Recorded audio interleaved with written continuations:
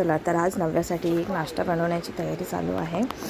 त्यात ही नव्या बघा माझी मध्ये मध्ये मध्ये मध्ये किचनमध्ये येऊन सारखं चालू होतं. तिचा हात दिसतच असेल तुम्हाला, बरोबर.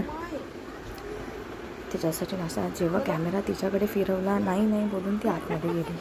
तिला व्हिडिओ काढायचं म्हणालं की आतमध्ये पळून जाते, कारण तिला व्हिडिओ काढायला म्हणजे आपण समोरून काढत असेल तर तिला अजिबात आवडत नाही. लपून वगैरे काढतो तर वेगळी गोष्ट आहे, आणि कधी मूडमध्ये असेल तेव्हा मस्त काढून देईल ती व्हिडिओ, ठीक आहे, कारण तिला तेव्हा शौक असतो. मग फोटो फोटो फोटो म्हणून व्हिडिओ काढायला घेते. हे बघा काय कारनामे चालू आहेत आमच्या बाबूच्या. ती खेळतच होती, आम्ही दोघीच होतो घरी. सकाळच्या वेळेला माझा नाश्ता बनवण्याची तयारी देखील चालू होती आणि तिच्यासोबत मधून खेळणंही चालू होतं. तर आज घेतलेला रव्याचा चिला बनवण्यासाठी त्यात काय काय टाकलं मी. रवा आणि दहीमध्ये रवा टाकून 10 मिनटं भिजत घेतला. त्यात कांदा, टोमॅटो, कोथिंबीर हे सर्व मी चिरून टाकलेलं आहे त्याच्यामध्ये. आणि त्यानंतर ही काळी मिरचीची पावडर टाकली मी, काळी मिरीची असते आपली त्याची पावडर टाकली, जिरा पावडर टाकली, जरासा मीठ टाकलं मी त्याच्यामध्ये, आणि हे तव्यावरती पसरवून टाकलं.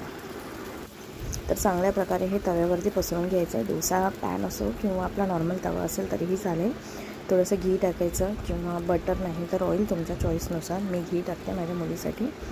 मग त्याच्यावरती हे पसरवून घ्यायचं व्यवस्थित आणि त्याला झाकण लावून थोडं शिजून द्यायचं. तर हा नाश्ता नव्याचा झाला करून. आणि त्यानंतर संध्याकाळी आम्ही निघालो परत महोत्सवासाठी. बहिणी आलेल्या, बहिणीची मुलगी होती आणि आमची नव्या. आतमध्ये गेल्यानंतर जसंही गाण्याचा आवाज आला, हे बघा नाचणं चालू, डान्स करणं चालू. आम्हाला डान्स हा फार फार फार फार फार आवडतो. जिकडे जाऊ तिकडे म्युझिकचा फक्त आवाज आला पाहिजे, आम्ही डान्स करायला रेडी. त्यानंतर बहिणीच्या मुलीने घेतलेला होता गोळा, कालाखट्टा. हा बघा, ही बघा चटोरी.